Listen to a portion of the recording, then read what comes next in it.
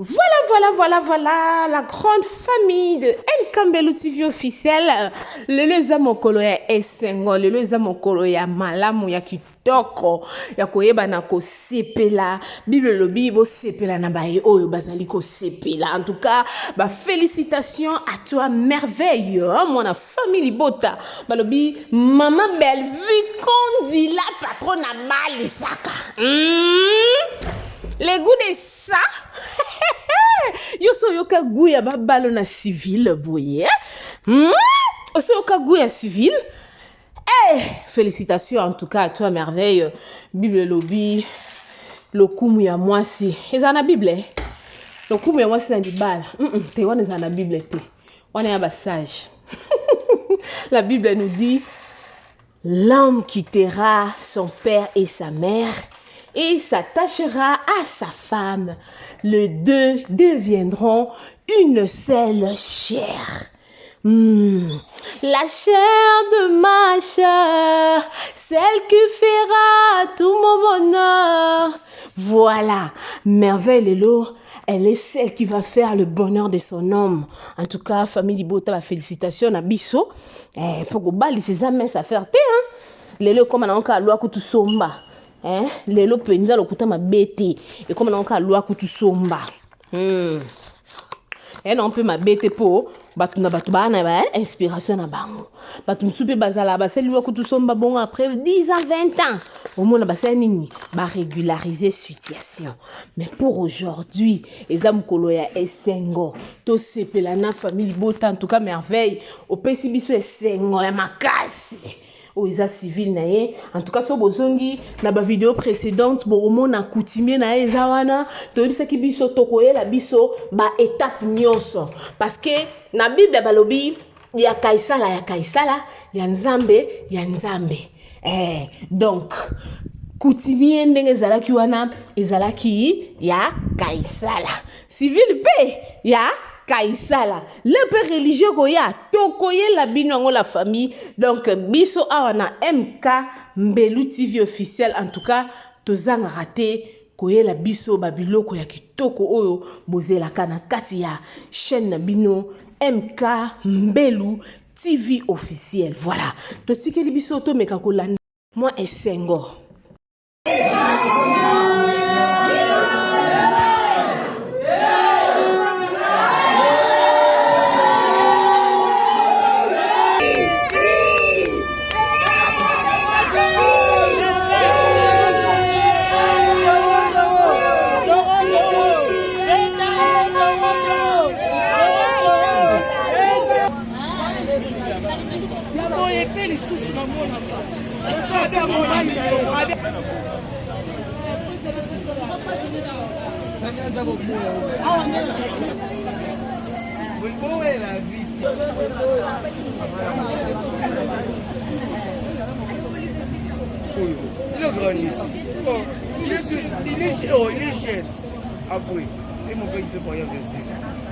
Bon, voilà.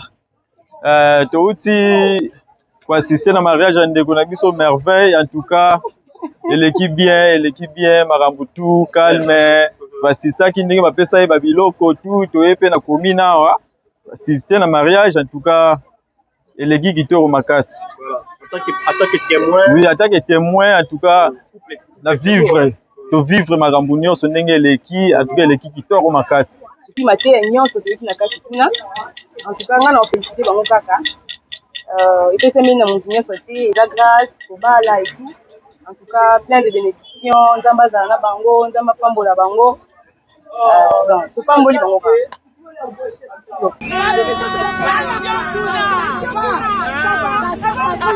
Ça va. Ah oui.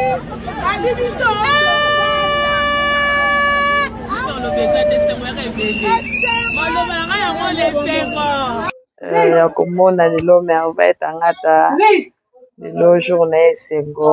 Moi je suis sa maquilleuse, vraiment je la bénis encore en baba pour accompagner du débat à la fin. Eza bandeko na ye bazokopesa ye félicitations po eza mokolo moko vraiment ya esengo makasi eza mokolo ya esengo makasi po na ndeko na biso merveille. La libala elengi. Libala tozo continuer. Mama botanga vote singa bato mingi na quartier bana sanenga botanga la chance ya la vie kasi eloko moko babengaka bolingo ye nzoki nyokolaka quelque soit bote na yo santa u nakoma nanga lokola Kim Kardashian bolingo na biso namonaka nde pambanda na pambanda u etamboleli nanga ekoma ya bafeneo eleli nanga ekoma ya bato bazanga apeti amusu formation mondenge ilusu atonga na royaume bamore nazalaki moto ya mosolo ndenge nini na merite parala bisengo na yo fotesi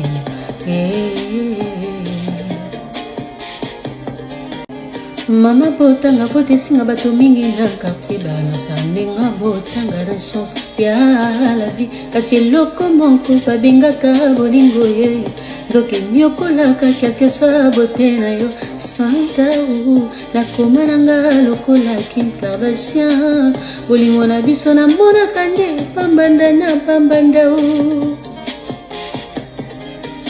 etamboleli nanga ekoma ya bafeneo eleli nanga ekoma ya bato bazanga apeti amusu formation mondenge ilusu atonga na royaume bamore nazalaki moto ya mosolo ndenge nini na merite parala bisengo na yo fotesi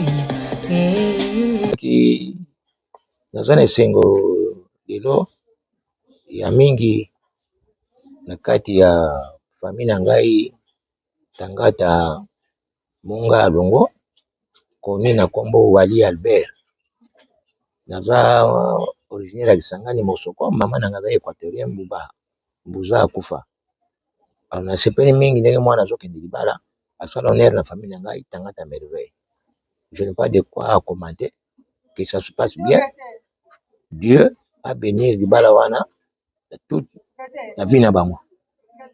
Namoni on a quoi koloba yangwana. Je remercie tout le monde qui a contribué matériellement et physiquement na libala ya mwana ngai Merveille Tangata et puis la famille nanga Tangata Munga Albert.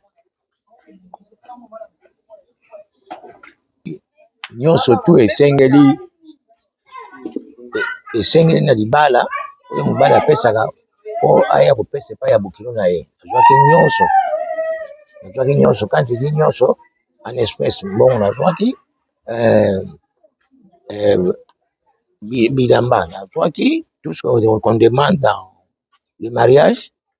En tout cas j'avais reçu ça eloko moko esangaki te na remercier mobali wana mingi ba continuer vie na bango adu moi c'est en charge bayo. Bonjour maman. Je suis dans la joie comme a lelo merveille Tangata lelo journée Sengo. Moi je suis sa maquilleuse. Vraiment je la bénis encore un bébé pour accompagner du débat à la fin. Vraiment on est vraiment dans la joie. Naza kosepela merveille babala comme c'est jamais.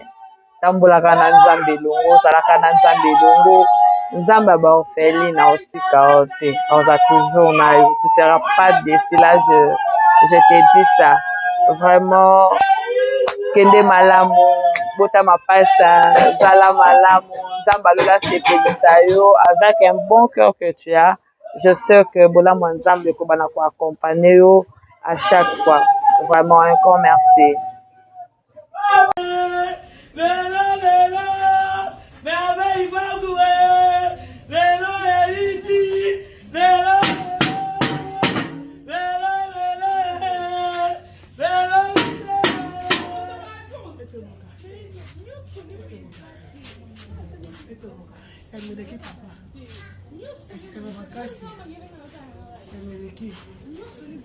La vita bonga te bonga malanga ta lobi sona landela makambo nyonso Fona la makamtoso. Ana banyoso. Kandi oyo moni nzamba sugi. Banane bandili. Si to komi na kona suka bodo nzamba tie loboko. Merci na mobile ne na famille mobile na ye. Basali ndenge to senga na bango. Eloko moko te ezangi nzamba za bolingo. Ma misu na nga boyeza ya makambe belé. Nzambe merci. Asubi biso atiki biso te bane bandili tina suka. Nzambe merci. Kande bomo na papa de bomo na wana za boye donc na mo ndenge osati ya moma ya misu e mona omela makambo eleke belé. Merci na bato nyonso bakontribuer biso na musika na pembeni. Merci na bino. Na sepeli papa kande omona. Toza ja musala. Merci. Merveille Tarata. Merveille Tarata. Merveille Tarata.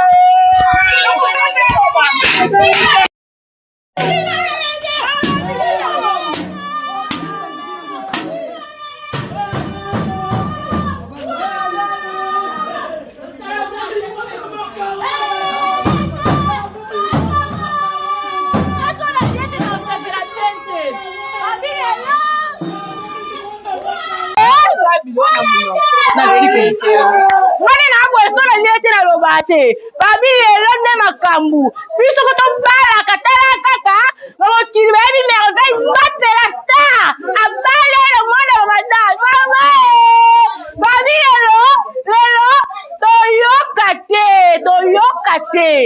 donc lelo ne makambu lelo vraiment nzamba pamboli merveille abali taka star abali ebele baloba me tokanisi bo minoko lelo ne bakamasha Mama botanga fote singa bato mingi na quartier bana sanenga botanga la chance ya la vie kasi eloko moko babengaka bolingo ye nzoke nyokolaka quelque soit beauté na yo santa ou nakoma nanga lokola Kim Kardashian bolingo na biso na monaka nde pambanda o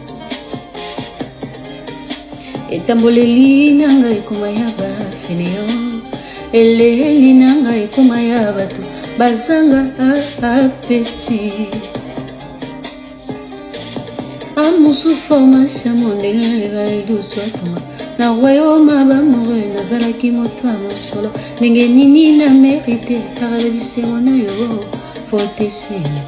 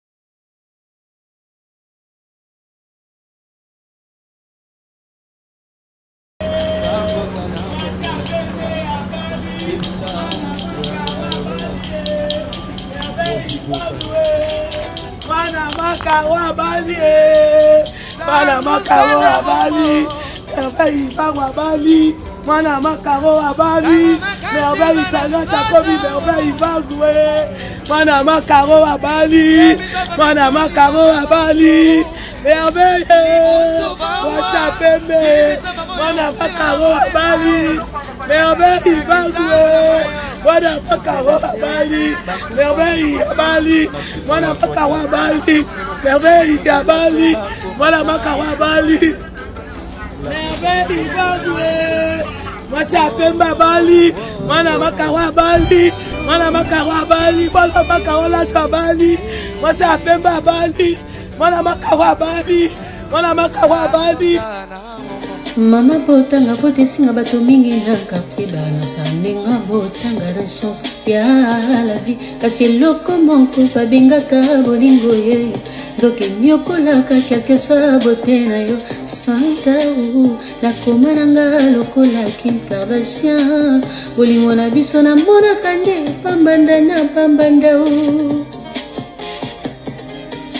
etamboleli nanga ekoma ya bafeneo eleli nanga ekoma ya bato bazanga apeti amusu formation mondela lidusu atoma na royaume bamore nazalaki moto ya mosolo ndenge nini na mérite kaka bisengo na yo fotesi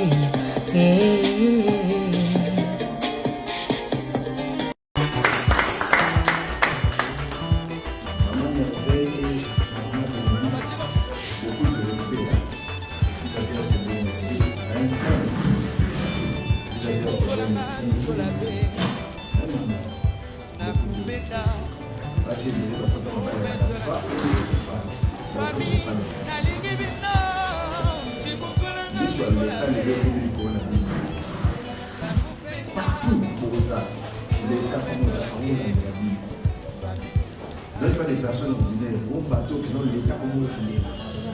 Maman merveille, maman bénédiction, votre façon d'être. Femme légitime, ça va caractère mot pour ça la canabo. Femme légitime, femme légitime, elle est habillée à yate, attendre la du loba lobaté. Il y a d'autres femmes qui sont là, le loba. Tiens, ne suivez pas les cas de la femme légitime. Maman Bénédicte, ça va? Regardez une vidéo proche de ça. Tu mets de la main dans l'eau.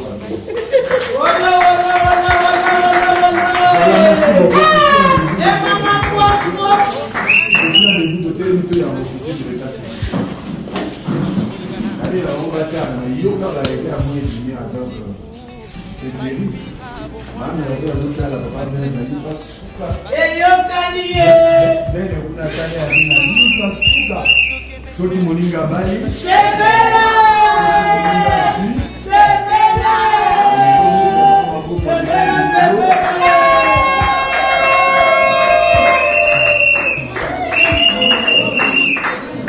Voilà, merci. Nous allons recevoir l'officier de l'état civil, M. Ngamen Dome Gérard. Quand il avance, nous mettons ma propre bien, nous mettons ma propre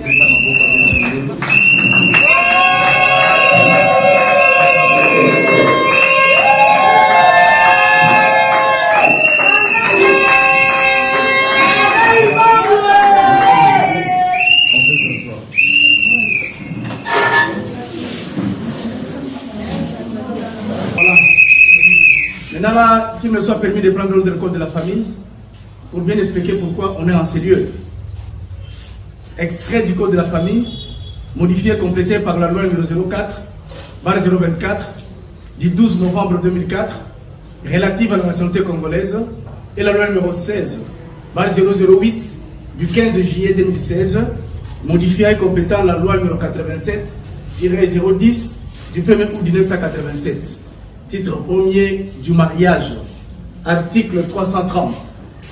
Le mariage est l'acte civil, public et solennel, par lequel un homme et une femme, un homme et une femme, pas un homme et deux femmes, pas un homme et plusieurs femmes, mais un homme et une femme.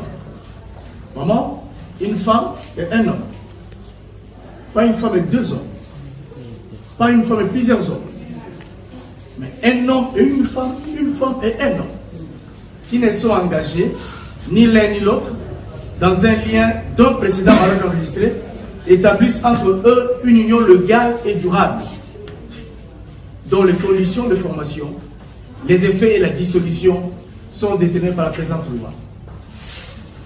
Chers amis, vous qui vous mariez aujourd'hui, tenez que le mariage civil est une loi. Et vous savez comme moi, toute loi est opposable à tous. Personne n'est au-dessus de la loi. Ni l'homme ni la femme. Non. Tous, vous êtes égaux devant la loi. Et des fois, nous les hommes, en se référant dans notre code de la famille nationale, l'article 444, qui dit que le mari est le chef du ménage. Beaucoup d'hommes, beaucoup de maris croient que, comme étant chef, on peut se comporter comme étant au-dessus de la loi. Non. Les chefs, c'est le modèle. Les chefs, c'est l'exemple. Et tout le monde doit suivre. Les chefs, c'est vous qui serez le premier à respecter cette loi qui vous unit aujourd'hui. Ce n'est pas parce que vous êtes chef que vous allez vous comporter comme étant un supérieur à la loi. Aujourd'hui, le socle de votre mariage, c'est la loi. À tout moment, vous allez vous référer, que dit la loi au sujet de notre mariage? Et non, c'est parce que c'est moi qui t'ai doté, c'est moi, et ici c'est moi, non. Dans les mariages, le moi n'existe pas. Dans les mariages, c'est le nous qui existe. Nous, les moi. Je me fais comprendre? Le socle de votre mariage, c'est la loi. La référence, qu'elle dit la loi sur notre mariage? Et non, dans le mariage, voilà. Et aujourd'hui, chers amis, la loi, vous êtes mademoiselle puis madame? Madame. Et vous, maman? Madame, mademoiselle? Madame. Voilà. Vous êtes madame. Toutes deux, vous êtes madame. Pourquoi vous êtes venu chercher par ici? Vous êtes madame, c'est-à-dire que vous êtes mariée? Qui? Maman. Qui vous a dit que vous êtes madame? Maman, boya pour boyer pour là. Hein? L'ignorance tue. Mais boyo quand on bien. Même bilo boyer, bon comprendre pourquoi je pose la question.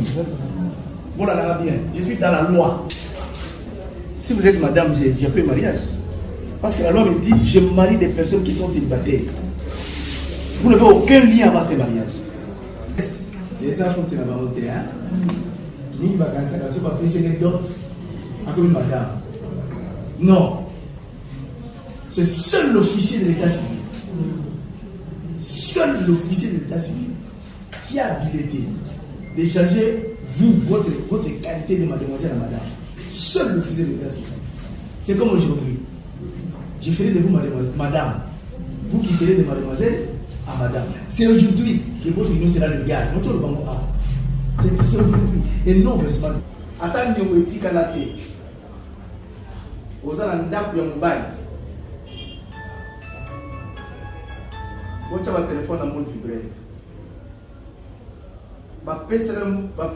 On fait ça parfois à la bana, sur les 5, sur les 6, sur les 10. Dès lors, vous faites un peu bien. Que nous avons un mémoire dans l'état T. Vous êtes célibataire. Mais, l'État avait un ménage. Vous êtes dans un ménage. Dans un ménage où il y a un mari, où il y a une femme et les enfants. C'est un ménage. Ce n'est pas un mariage. Ni pas ça, vous avez un anniversaire. Oh non, et c'est un mariage coutumier, et c'est un mariage civil, et c'est un mariage. Non, l'État ne reconnaît que le mariage civil. Parce que c'est un mariage coutumier, et c'est un mariage civil, l'État peut s'en candidater. L'État peut s'en candidater quand le mariage est civil. Vous connaissez dans l'État de Luka, attestation à mariage monogamique. Si vous avez un lieu, vous avez un bâtard. Ça n'existe plus. Parce que les gens ont couple goy mingi. Soit du Mukanawa, c'est quoi marié. Toute attestation a une validité bien déterminée. Mais l'acte de mariage n'a pas une validité. C'est jusqu'à la fin, même du couple. Acte, on continue quand même, on va continuer l'acte. Ça n'a pas un délai déterminé. Autant on a dit que ça chéri nayo, papa n'a pas célibataire n'a pas. Solité là-bas là, on va passer ça acte de mariage au balanga. Chers amis, ce que je dis est très important. Parce que ma couple, si vos enfants faites le mariage civil, c'est pour protéger votre couple. Même après vous, votre mariage sera protégé. Vos enfants seront protégés. Votre maison sera protégée. C'est aujourd'hui.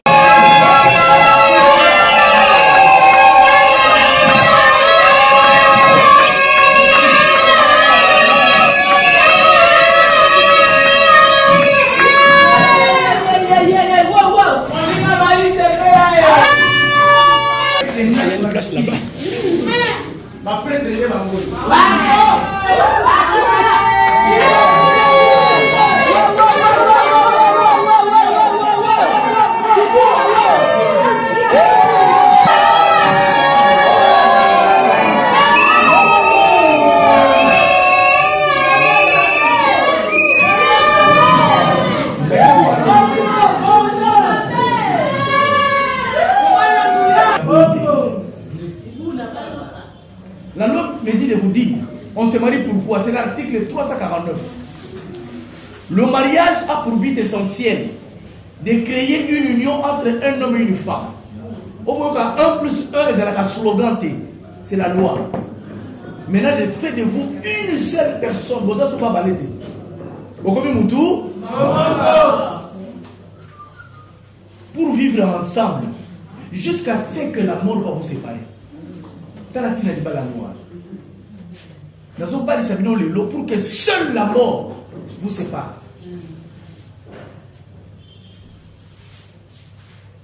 Ma culture n'a pas de coutume, n'a pas de vocabulaire.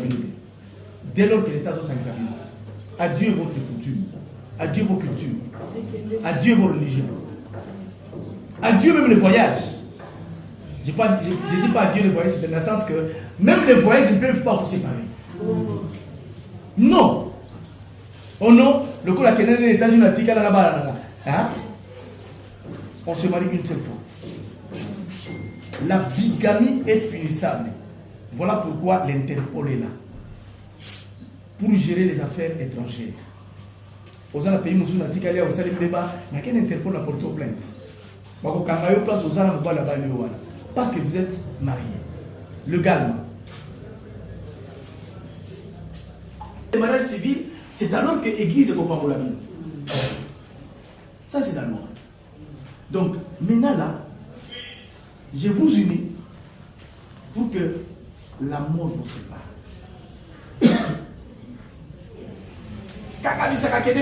Ça, c'est quelle loi ça? Loi d'une zone babongo. On a pas ici, non? Et le bibongo, maman soit il se peut le payer, c'est papa, il y a eu ça casse. Là, c'est vous y avez jusqu'à la mort. Il y a jusqu'à la mort. Vous avez ça?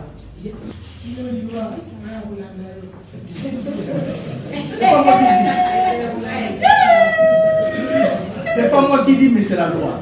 C'est l'article 349 de notre code de la famille. Vous savez comment vous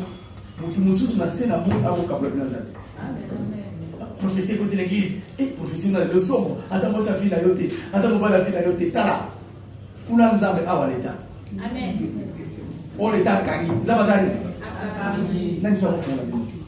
D'ailleurs, des pareils prophètes là, il faut l'arrêter. Si beaucoup de l'église ont le baran, le combat a été c'est sans effet.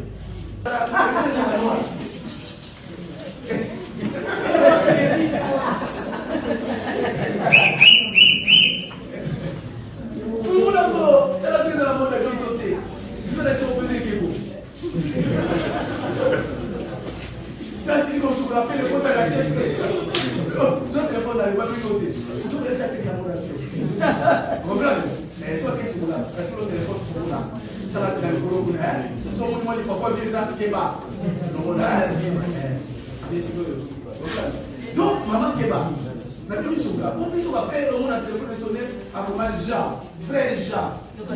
Donc j'ai dit on t'appelle.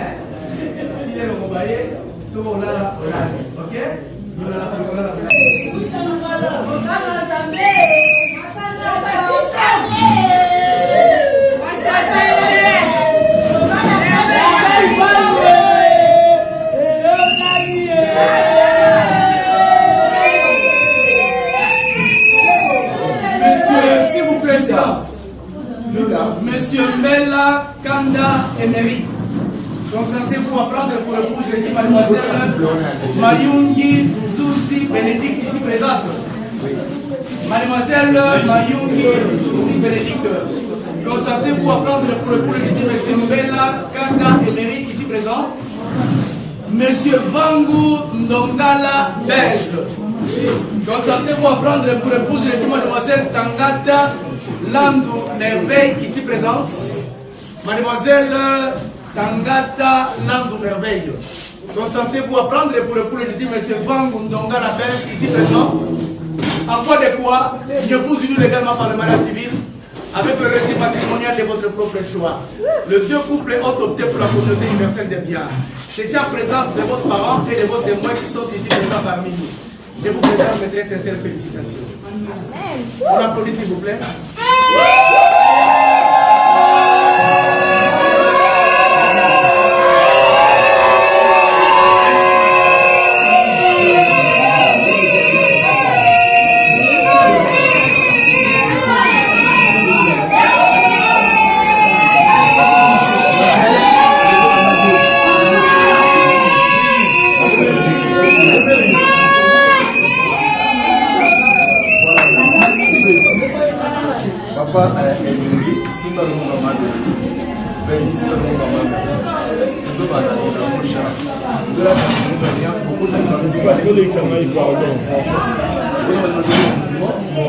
Car de là, ta chaîne, il y a deux jeunes qui ont moi, je me follow with like a woman in the église. Là, on va dans la liste, si vous voulez voir les cas,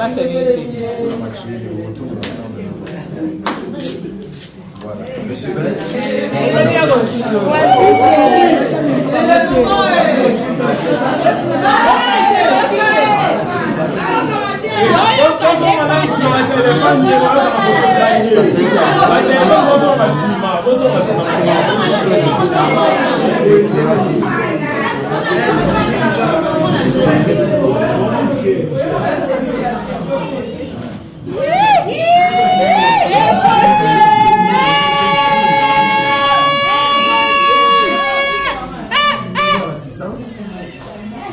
Et là, ça vient ailleurs. Maman,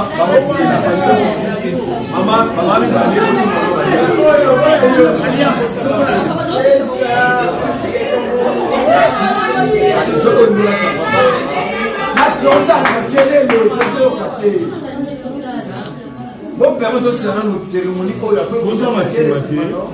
Yaya, merveille, fais voir l'assistance. Bénédicte, fais voir l'assistance, tout le monde en va mon abo. Allez, le beau bango pèse. Non, mais à Miguel, tout le monde le beau bango, je vais le beau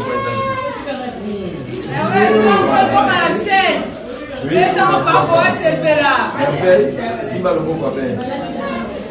Bénédicte, Simba le beau bango, on va dire à toi. Pendant là,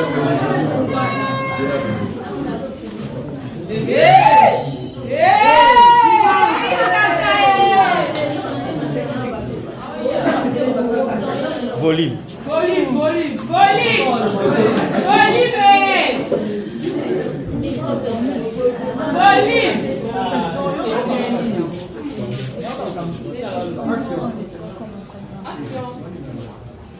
Merci.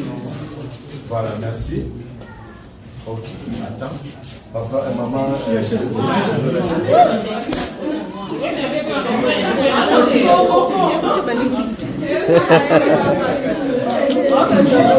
Ndabuweka kwa mbiye sawa.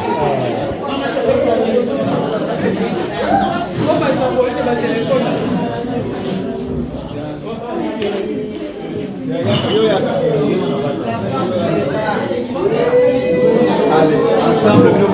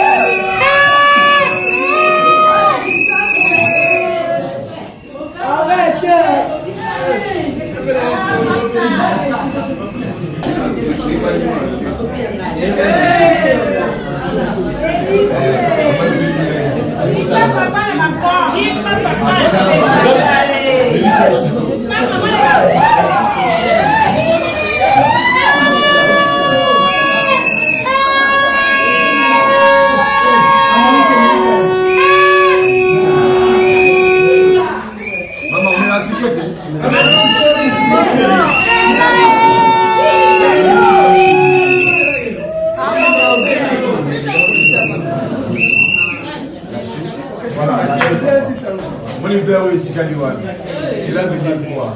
Ba deuxième regard Abou. Oh ba kamuke sukali Abou. Vers Silbana.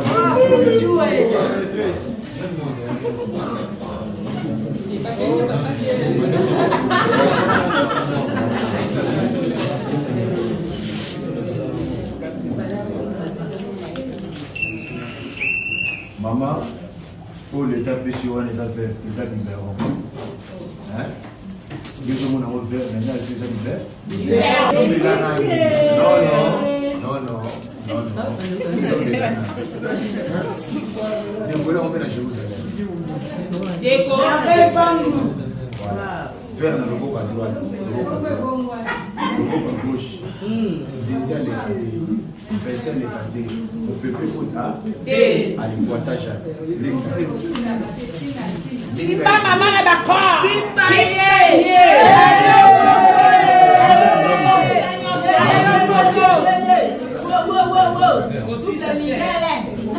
Allez, voilà, si ça c'est là. Bongo lisusu bongo.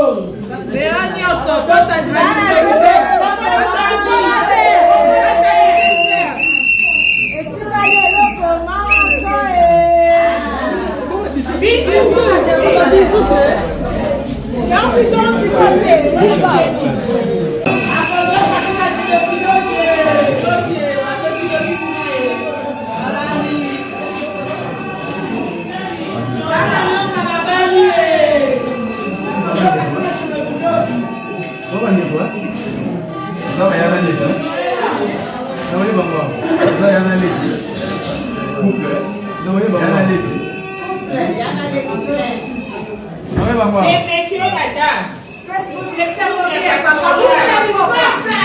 laissez-moi bien la fête.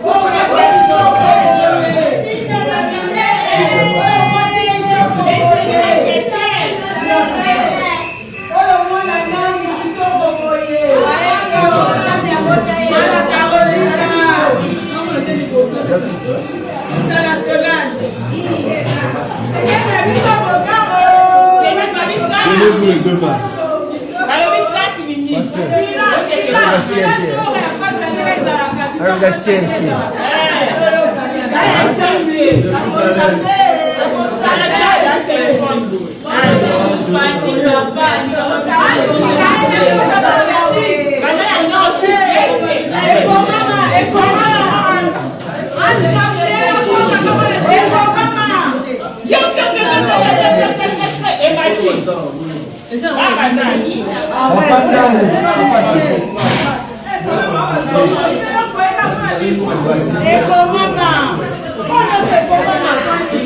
Arrête.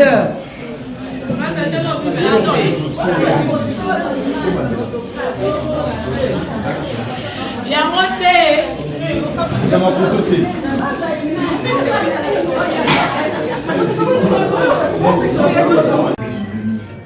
Première baiser pour qu'elle à gauche. Deuxième baiser pour une à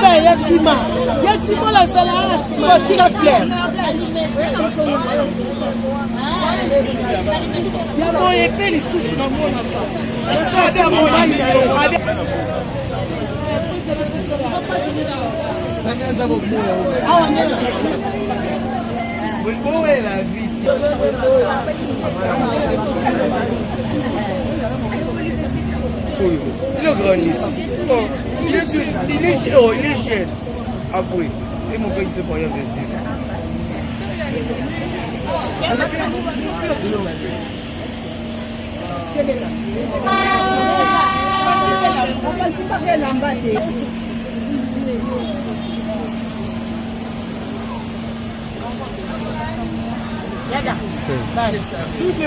Oui.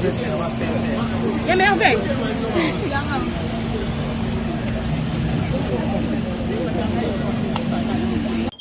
Bon, voilà. Touti pour assister à mariage à Ndegonabiso merveille. En tout cas, l'équipe bien, Marambutu, calme. Assister qui n'est pas pesa babiloko tout, et puis na komina assister à mariage en tout cas. Et les guides qui tournent ma casse. En tant que témoin. Oui, en tant que témoin, en tout cas, de vivre ma gambunion, ce n'est l'équipe, en tout cas l'équipe qui tourne ma casse. Il faut dire un mot, conseil, il m'a couple pour accompagner. Ça va au nini. Ouais. Parce que nous avons la mapola, on a déjà partout. Vous pouvez leur dire quelque chose pour pas araper quand même la lignée moi à malade. Bon, on a quoi bisabango logo la conseil ça balingana na ndenge solo bakoba bazala na considération entre bango moi si azana respect envers mobali naye mobali azana na respect envers moi si naye et surtout fidélité zala entre bango mibale logo ya makasi na kati ya libala nde ngwana soki fidélité za makasi en tout cas nzamba ko accompagner bango ba okende musika. Bon, naza mingi oloba te presque nyonso tolobi puis mate nyonso toyoki na kati kuna en tout cas nga na félicité bango kaka epesami na motu nyonso te eza grâce kobala et tout en tout cas plein de bénédictions nzambe azala na bango nzambe apambola bango topamboli bango kaka.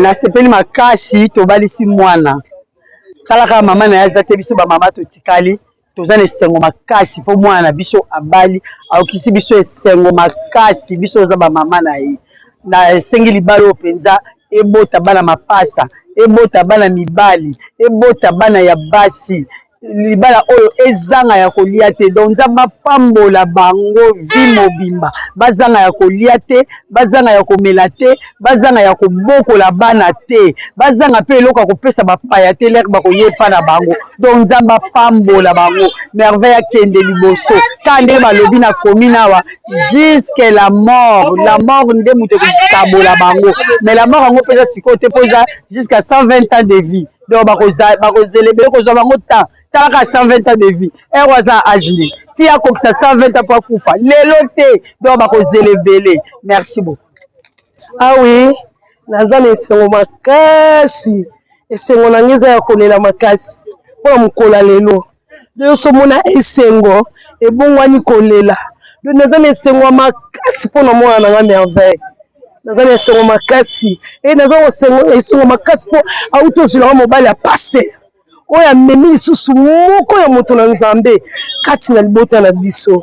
Vraiment naza na esengo makasi libalo nalobi Nzambe amona bango, Nzambe abandi na bango ebandeli ti suka akende na bango avanda na bango na libala na kimi ezala oyo eza yanga bénédiction.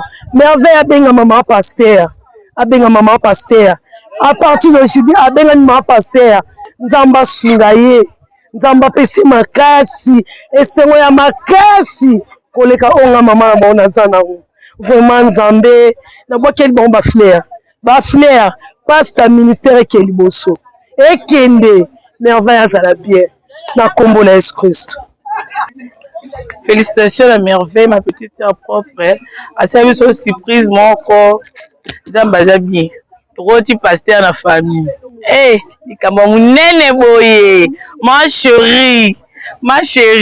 L'autre a l'icolo. L'autre yo, kate mon lobby. L'autre a sa suite fait, ça la clôture. Lobby, pétage na pétage. Au bout, il me sont ça mokina yo, hein. Ils sont tata likambouté. Sincères félicitations au couple. Je suis la maquilleuse à Merveille. La félicité Bango. Ça n'a pas été facile de réaliser tout projet. Et grâce à Dieu, à permettre qu'il les canne bien. Sincères félicitations au couple. Donc, suite fin des lobby. Lobby de Toro Sepela. Lobby que Nzambe a causé toujours au contrôle. Merci beaucoup.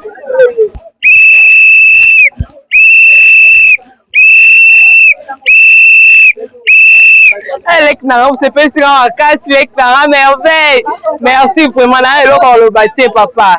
Félicitations belé, na couple, na mobile na biso côté na famille na biso tarata le biso.